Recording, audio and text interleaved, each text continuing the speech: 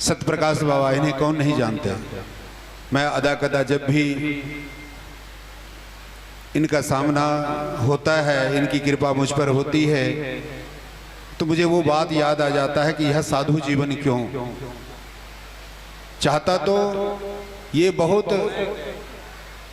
ऐसो आराम की जिंदगी जी सकता था। मैं इसके पीछे का सारे बात को जानता हूं कि घर से पुष्ट हैं, रिष्ट हैं, सब विद्वान हैं, पढ़े लिखे हैं, बड़े बड़े पदाधिकारी गण हैं। इन्होंने दिल्ली में विद्या ग्रहण किया, मेधावी विद्यार्थी भी रहे, लेकिन इन सब सुख सुविधाओं को छोड़कर इस संत के चरण में आए और संतों के चरण के खाक को छान छान कर आज यह ज्ञानी ध्यानी हो गए। आइए, कहते हैं गुरु बिन भव निधि तरे न कोई, जो विरंची शंकर सम होई।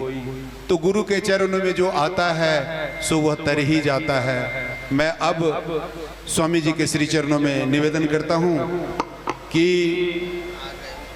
वह अपने वक्तव्य को रखेंगे। उससे पहले हमारे स्वामी सत्यानंद जी महाराज जो मंचासीन हो रहे हैं, जो हरिद्वार से चलकर आए हैं, अब उसके बाद ही स्वामी जी के प्रवचन होंगे। तो एक बार हो जाए।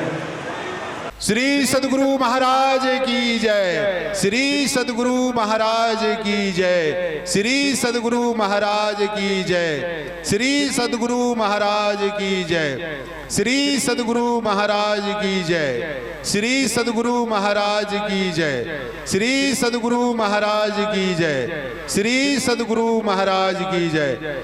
स्वामी जी सभी को आशीर्वाद देते हुए बैठने की आदेश कर रहे हैं। हम सब जहां पर हैं वहीं पर बैठ जाएं, अपने अपने स्थान ग्रहण करें। और आज कार्यक्रम बहुत है। आज पूज्य गुरुदेव का भी आशीष वचन सुनेंगे। अस्वस्थ है जिनका यह उपदेश था, जिनके उपदेश लेकर हम सब चले, जिनका दर्शन करने की हमारी आंखियां ललायित है, सबके मन में यही विचार उठ रहा है कि कहां हैं हमारे गुरुदेव आचार्य श्री। उनको तो आज महापुरुष सब, इनके विद्वान महापुरुष ही सब बताएंगे कि जी वो क्यों अभी हमारे नैनों के सामने नहीं हैं। ये बड़ी कठिन बात है, मैं अपने मुख से कैसे कहूं। तो आज मैं स्वामी सतप्रकाश बाबा के श्री चरणों में विनम्र निवेदन करूंगा कि आप सभी घटनाओं को रखते हुए आप सबको जो है जानकारी दें और कार्यक्रम उनके अंतिम आशीष वचन आप लोगों के लिए भेजा गया है। जो हमारे जिनका कार्यक्रम पूरा करने उनकी जगह पर हमारे पूज्य स्वामी सत्यानंद जी महाराज आए हुए हैं, तो उसके वचन भी आप सबको सुनेंगे आशीर्वाद के रूप में। तो स्वामी जी के प्रवचनों के बाद में होंगे। उससे पहले हम सतप्रकाश बाबा जी के श्री चरणों में विनम्र प्रार्थना करता हूँ। आप भी संक्षिप्त में आज को रखकर आगे का कार्यक्रम करेंगे। श्री सद्गुरु महाराज की ध्येयं सदा परिभवग्नमभीष्टदोहम् तीर्थास्पदं शिवविरञ्चिनुतं शरण्यं भृत्यार्थिहं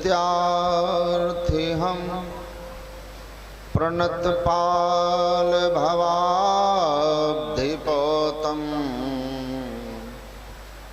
वन्दे महापुरुषते चरणारविन्दम्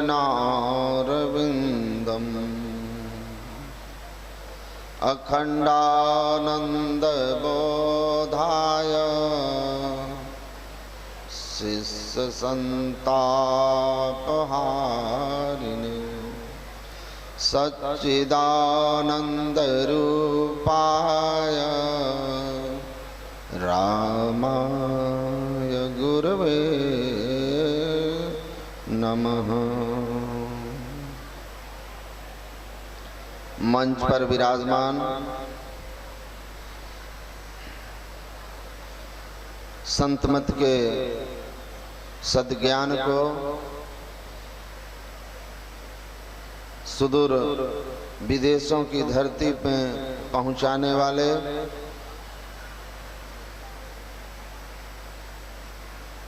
पूज्यपाद स्वामी श्री सत्यानंद जी महाराज के पाद पद्मों में नमन।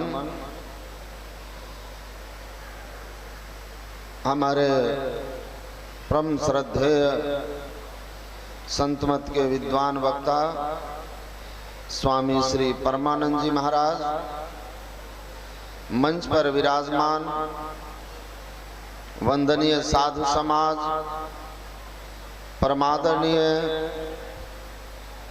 सत्संग प्रेमी महानुभावों, धर्मानुरागिनी माताओं एवं धर्मशिला बहनों,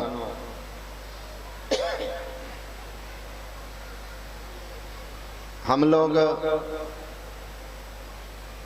जिस महान महापुरुष के दर्शन की आकांक्षा से यहाँ एकत्रित हुए, संत मत के वर्तमान आचार्य पूज्यपाद महर्षि हरिनंदन परमहंस जी महाराज, वे अस्वस्थता के कारण हम लोगों के बीच नहीं आ सके। वो अभी भी दिल्ली में इलाजरत हैं।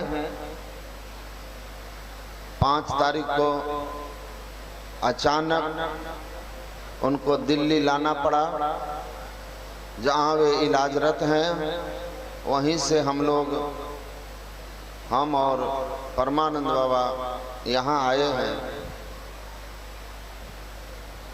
लेकिन उनका आशीर्वाद आप लोगों के साथ है। वे अपना आशीर्वचन भी आप लोगों को दूरभाष से सुनाएंगे।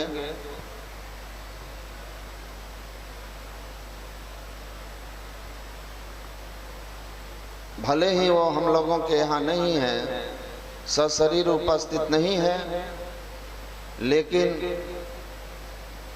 उनकी कृपा, उनका आशीर्वाद हम लोगों के साथ है।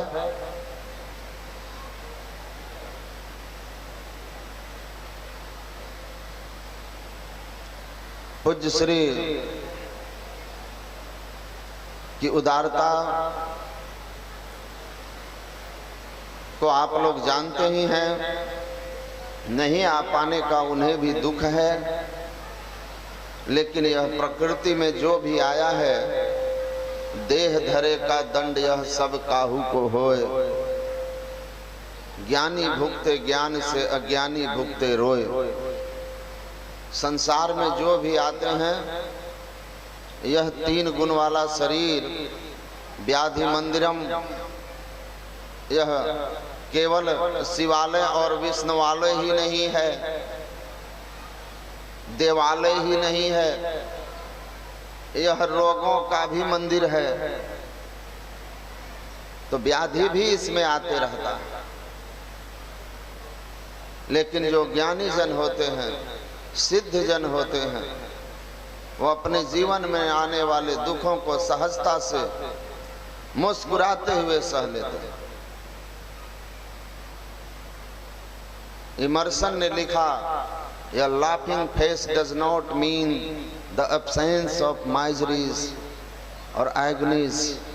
It only indicates the person is having ability to handle them. मुस्कुराते हुए चेहरों को देखकर कभी न समझो कि इसके जीवन में कोई दुख नहीं है। मुस्कुराता हुआ चेहरा का अर्थ नहीं होता कि उसके जीवन में कोई दुख नहीं है, उसके जीवन में कोई विपरीत परिस्थिति नहीं है, उसके जीवन में कोई अपमान करने वाला नहीं है, उसके जिंदगी में कोई ऐसा नहीं जो उसको ठेस पहुंचाने वाले शब्द बोलने वाला। उसके जीवन में भी सब कुछ है, लेकिन वह अगर मुस्कुरा रहा है तो इसका बस इतना ही अर्थ है कि उस महापुरुष को अपने जीवन में आने वाली विपत्तियों को हैंडल करने आता है, उन सब को बस करने आता है, उन सब के सबसे पार जाना आता है, उन तमाम विपत्तियों को अपने ऊपर हावी नहीं होने देने की कला उसको आती है। ये सूरज किसको ताप नहीं देता? जो भी संसार में आया है वह सूरज के ताप को महसूस करता है, लेकिन इस धूप में भी जिनके पास छतरी की व्यवस्था है या जिनके एयर कंडीशन कार हैं, एयर कंडीशन मकान हैं, वो इस गर्मी में भी वहां सुखानुभूति कर लेता है। गर्मी के बीच भी अपने जीवन को मुस्कुरा कर जीता है। का उसी तरह दैहिक दैविक भौतिक ये ताप किसके जीवन में नहीं आते, लेकिन जो ज्ञानी जन होते हैं उनके अंदर में, मैं कल भी कहा था, उनके पास एक ऐसी युक्ति होती है जिस युक्ति से वो विपरीत परिस्थितियों से पार पा जाते हैं, उनको अपने ऊपर हावी नहीं होने देते। भगवान बुद्ध के पास एक आदमी आया और उसको गाली देता रहा। भगवान बुद्ध मुस्कुराते रहे, कहते रहे आओ मित्र बैठो, हम आपको भी गाली पड़ती है, लेकिन उन गालियों को सुनकर कैसा होता? पूज्यपाद महर्षि संत सेवी परमहंस जी महाराज एक बार दांत के डॉक्टर के पास गए थे। संत सदगुरु महाराज के जीवन काल की घटना है, पूज्यपाद से हमने सुना था। डॉक्टर के पास एक आदमी बैठे थे। साधु महात्माओं से उनका सहज बैर था। देखते ही अनाप शनाप बोलना शुरू कर दिया। महात्मा लोग ढोंगी होते हैं, निकम्मे होते हैं।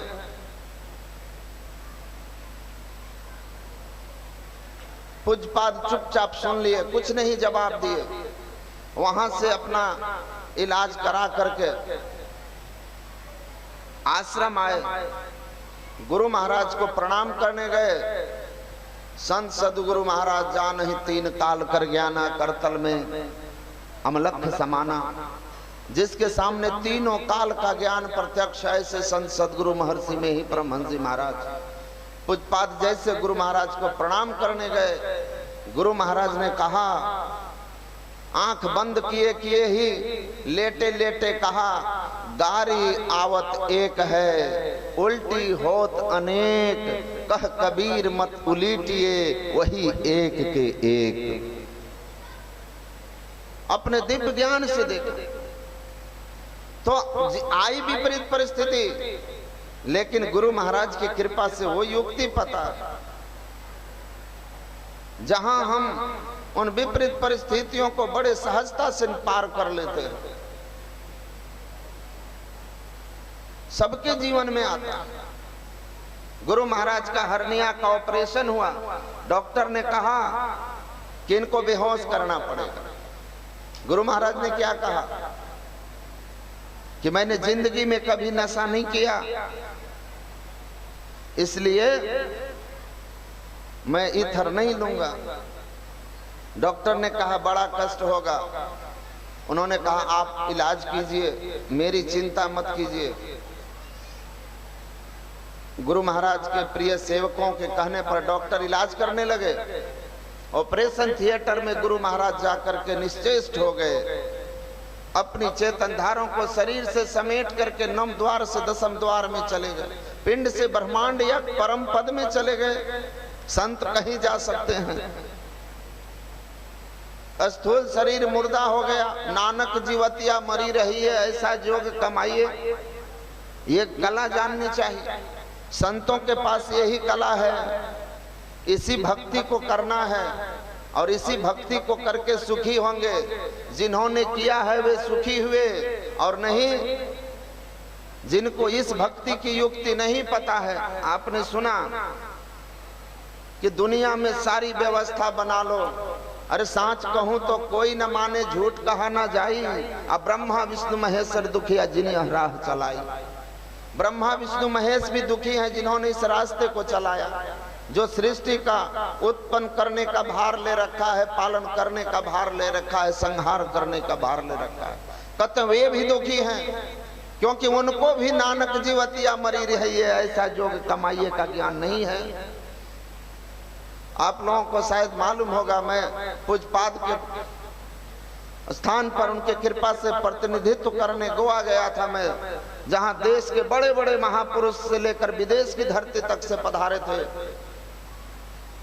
ये गायत्री परिवार के जो प्रधान हैं डॉक्टर प्रणव पांड्या, अवधेशानंद गिरी जो कुंभ के सबसे बड़े महामंडलेश्वर होते हैं, जूना आचार्य के स्वामी रामदेव जी महाराज, योगी आदित्यनाथ जो अभी यूपी के मुख्यमंत्री हुए हैं, और भी बड़े बड़े धर्माचार्य थे, अक्षरधाम के जो प्रधान आचार्य अभी बने हैं। मैं भी गया था। आर्ट ऑफ लिविंग के जो प्रतिनिधि आए, उस दिन मेरा प्रवचन हुआ था। रात्रि काल में मैं ऐसे ही एक स्विमिंग पूल के चारों तरफ गार्डन बना हुआ था, मैं ऐसे ही वहां टहल रहा था। वहां पर गीता ज्ञान संस्थान के जो डॉक्टर ज्ञानानंद जी हैं, जिनका रोज गीता पर टीवी में प्रवचन आता, वे उनके साथ आए। उन्होंने उससे कहा, आर्ट ऑफ लिविंग वाले का प्रवचन नहीं हुआ था, उन्होंने उनसे कहा कि यू नो हिम, मेरे बारे में कि आप उनको जानते हैं। तो आर्ट ऑफ लिविंग के जो थे उन्होंने कहा कि yes I heard today him, मैंने आज इनको सुना। He is from Bhagalpur. वो आपस में बात कर रहे थे। फिर उसने स्वयं अपना परिचय मुझे देते हुए कहा, hello I am from art of living. Art of living उनकी श्री श्री रविशंकर जी की संस्था है।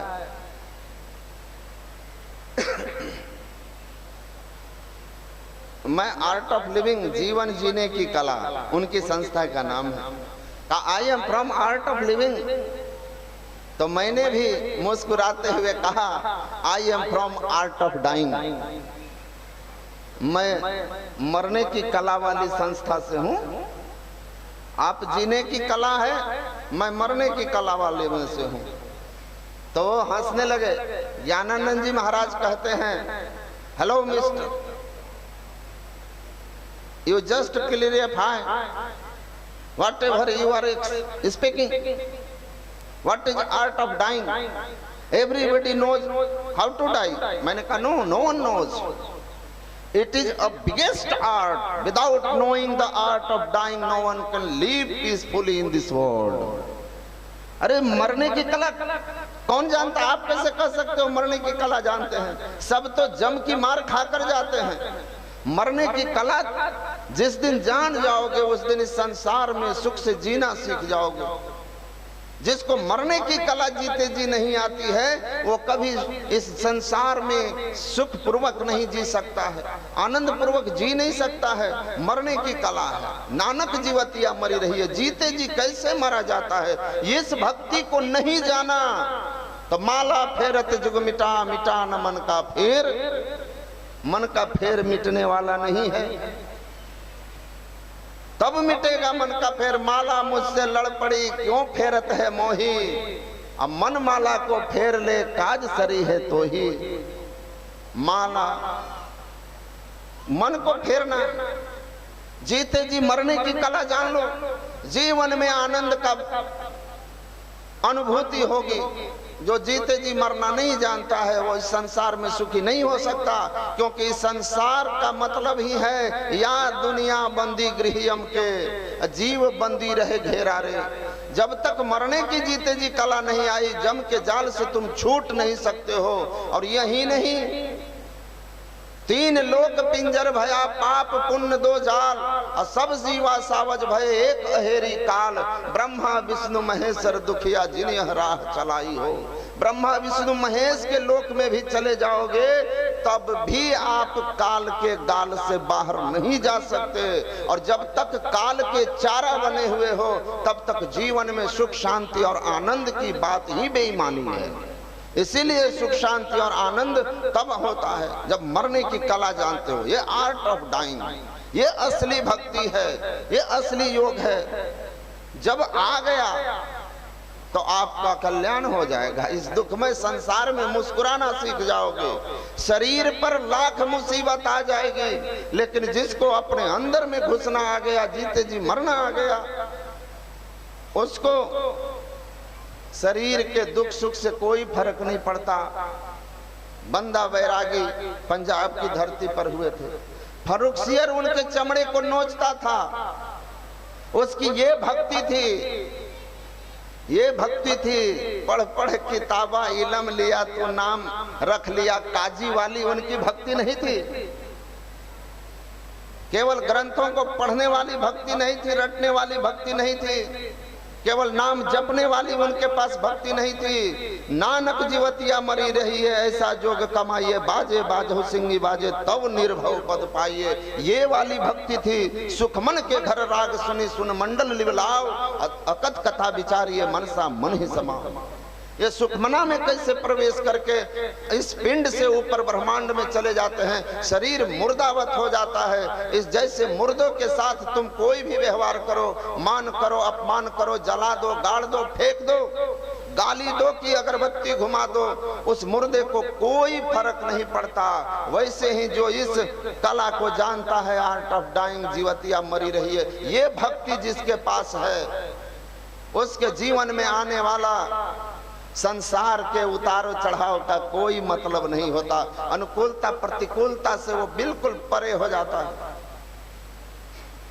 फर्रुखसियर उसका मांस खींच रहा था, वीर बंदा बैरागी मुस्कुरा रहे थे।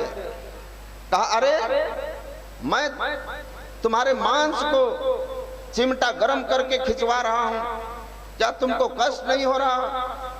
फर्रुखसियर को मुस्कुराते हुए बंदा वीर बैरागी ने कहा कि हमारे देश में गीता नाम का एक ग्रंथ है जिसमें भगवान कृष्ण का उपदेश है।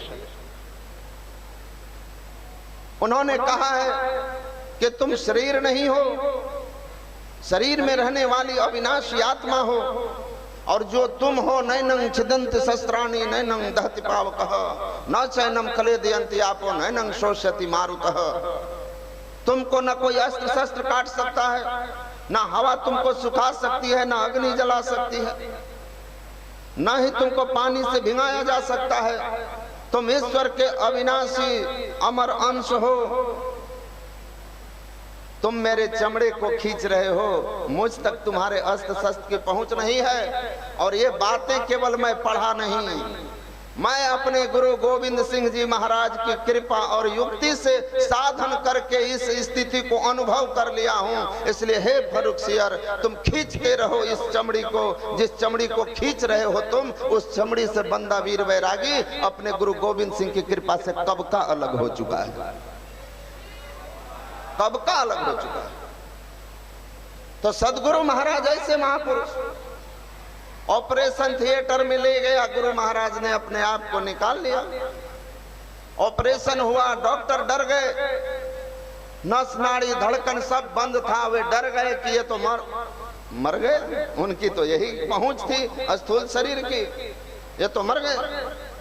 लेकिन जब उन्होंने आकर कहा कि देखिए हमने तो ऑपरेशन ठीक ही ठीक किया, पूज्यपाद महर्षि संतसेवी जी महाराज ने कहा, आप नहीं जानते, हमारे गुरु महाराज बिल्कुल ठीक हैं, ये महायोगेश्वर हैं, महायोगी हैं। इन्होंने अपनी चेतना को समेट लिया है इस स्थूल पिंड से, जहां आपकी नस, जहां तक आपकी मशीनें नहीं पकड़ पाती,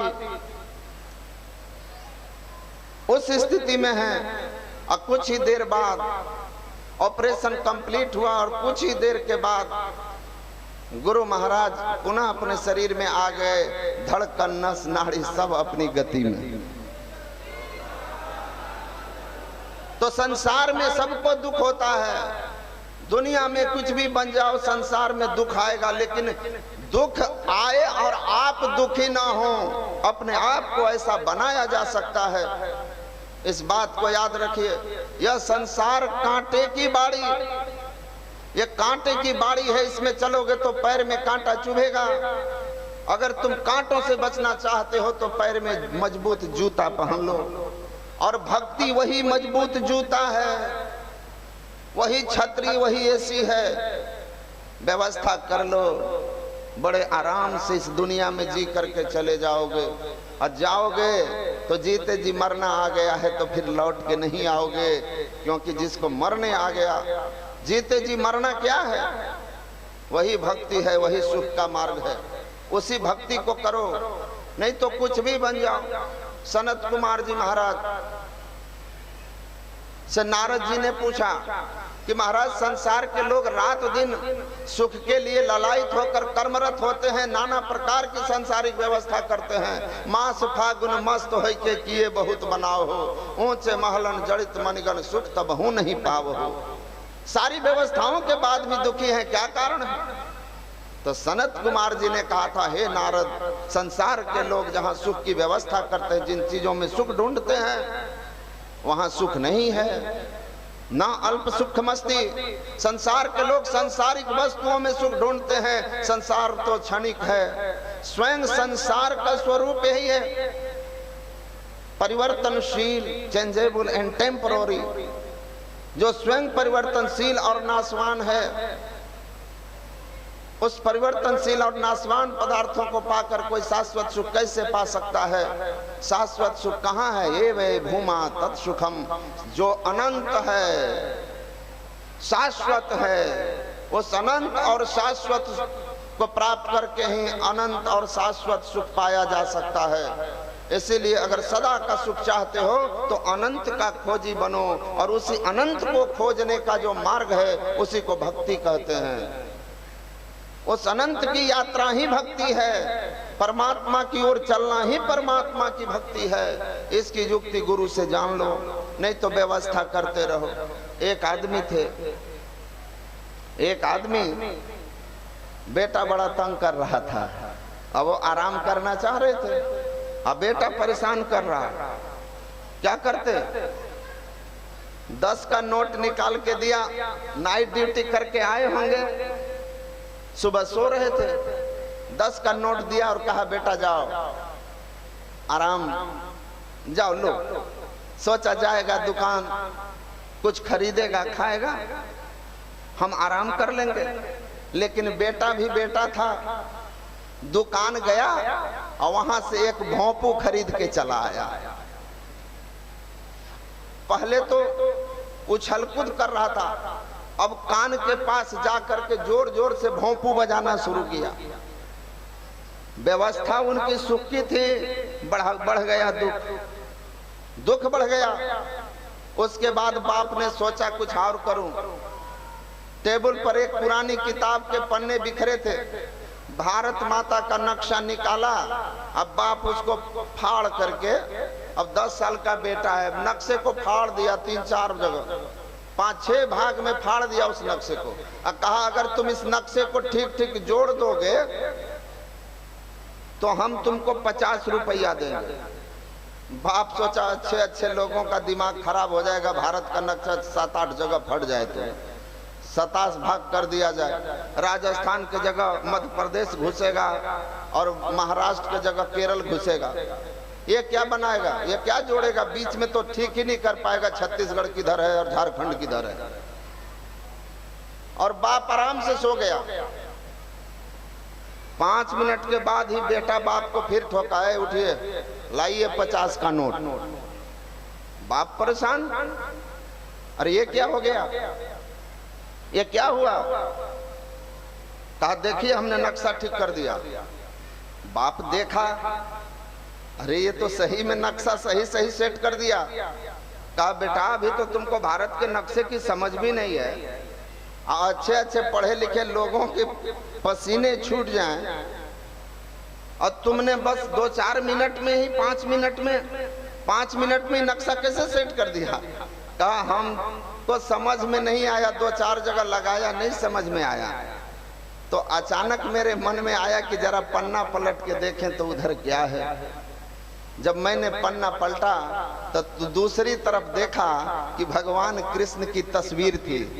मैंने भगवान कृष्ण की तस्वीर को सेट कर दिया, दूसरे तरफ नक्शा अपने आप सेट हो गया। तो संसार सेट करते करते मर जाओगे, संसार सेट नहीं होगा, बड़ा उलझते चले जाओगे इस संसार में, क्योंकि संसार कांटे की बाड़ी है। लेकिन इस संसार का दूसरा पृष्ठ है जिसको परमात्मा कहते हैं। जिस दिन परमात्मा को पकड़ लिया, जिस दिन उलट करके इस पन्ने के दूसरे भाग को पकड़ लोगे, उस दिन करिए राम पद पंकज नेहा की स्थिति जैसे हो जाएगी, आप सुखी हो जाइएगा, नहीं तो सुखी नहीं हो सकते। इसलिए उल्टा पन्ना, पर संसार के परे परमार्थ में चलो तो आपका काम बन जाएगा। उस ओर चलिए, दूसरी ओर चलिए, परमात्मा की ओर चलिए। हम परमात्मा को नहीं पकड़ते हैं, संसार को पकड़ते हैं, इसलिए दुख होता है। स्वामी राम तीर्थ ने कहा, Seek first the kingdom of God, then everything shall be added unto you. That is the universal law. सबसे पहले परमात्मा के साम्राज्य को ढूंढो। यशास भक्ति भगवत किंचना सर्वे गुनाह तत्र समास्त सुरा। भागवत महापुराण में भगवान कृष्ण की वाणी है। जिसके हृदय में परमात्मा की भक्ति स्थिर हो जाती है, समस्त देवता उसके सारे सद्गुणों को लेकर, सारे सुखों को लेकर उसके हृदय के अंदर प्रकट हो जाते हैं। इसीलिए परमात्मा की भक्ति को ठीक पकड़ लो, संसार ठीक हो जाएगा। यही बात कह रहे हैं राम तीर्थ कि सबसे पहले परमात्मा के भक्ति के पथ पर चलो। चलना शुरू करोगे, गुरु महाराज कहते हैं, चलत पंथ सुख होत महा है। ठीक ठीक गुरु की युक्ति लेकर अगर परमात्मा के पथ पर चल दिए तो महासुख की अनुभूति तुमको होनी शुरू हो जाएगी। और जैसे जैसे बढ़ते चले जाओगे, अंदर धंसते चले जाओगे, तुम्हारा सुख उत्तरोत्तर बढ़ते चला जाएगा। बढ़ते बढ़ते बढ़ते एक स्थिति ऐसी आएगी जब तुम अनंत सुख के सागर में मिल करके अनंत सुख के भागीदार हो जाओगे, जिसके बाद तुम्हारे सुख को कोई छू नहीं सकता है। और जो इस तरह की युक्ति जानता है, ये जीवत या मरी रही है। मंत्र जप और मानस ध्यान, गुरु महाराज ने कहा ये दो साधना की विधि आपको कहीं कोई बता देगा, लेकिन असली युक्ति क्या है? गुरु महाराज ने प्रवचन में कहा, सहजोबाई की वाणी को उद्धृत करके, ईड़ा पिंगला ऊपर पहुंचे सुखमन पाट उघारा भयाजी हरि रस पी मतवारा। जो ईड़ा और पिंगला, बाईं और दाईं दृष्टिधारों की, जिसकी आप दृष्टि योग में चर्चा सुन रहे थे, जो बाईं और दृष्टि दाईं धारों को आपस में जोड़ देता है, the ocean of peace, the ocean of एस्टेसी, जो अंदर में सुख का, शांति का सागर है, आनंद का सागर है, उस सागर की ओर जाने का पाथ शैल बी ओपेंड, वो रास्ता खुल जाता है। इसलिए ईड़ा और पिंगला को मिला करके सुखमन के घर राग सुनो। गुरु नानक कहते हैं सुषुम्ना में जाइए, ऐसी युक्ति जानिए, उस दसम द्वार में जाइए तो आपकी भक्ति, परमात्मा आपसे राजी हो जाएंगे। ऐसी भक्ति करने वाले से परमात्मा राजी होते हैं। इसी भक्ति को करने के लिए कहते हैं कि पढ़ पढ़ किताबा इलम लिया तो नाम रख लिया काजी, हाथ बीच फड़ के तलवार तो नाम रख लिया गाजी, मक्का मदीना घूम के नाम रख लिया हाजी, अब बुल्ले सा हासिल का कीता जे तू यार न रखिया राजी। अरे यार को राजी न कर सका तो तुम्हारी सारी उपलब्धियां जीरो हैं। इसीलिए परमात्मा की भक्ति को सर्वोपरि मानो और भक्ति करो, क्योंकि बिना परमात्मा की भक्ति के बारी मथे घृत होई बरू। पानी के मथने से घी नहीं होता, वो भी हो जाए, सिकता ते बरू तेल, और बालू को मथने से तेल नहीं निकलता, लेकिन वो भी हो जाए। लेकिन बिनु हरि भजन न भव तरिए, यह सिद्धांत पेल।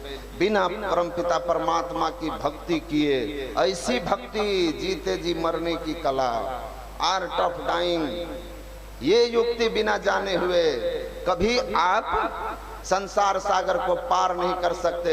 संत कबीर साहब कहते हैं मरना है द्विभांति का, मरे जो जाने कोई, और राम दुआरे जो मरे बहुरी न मरना हो।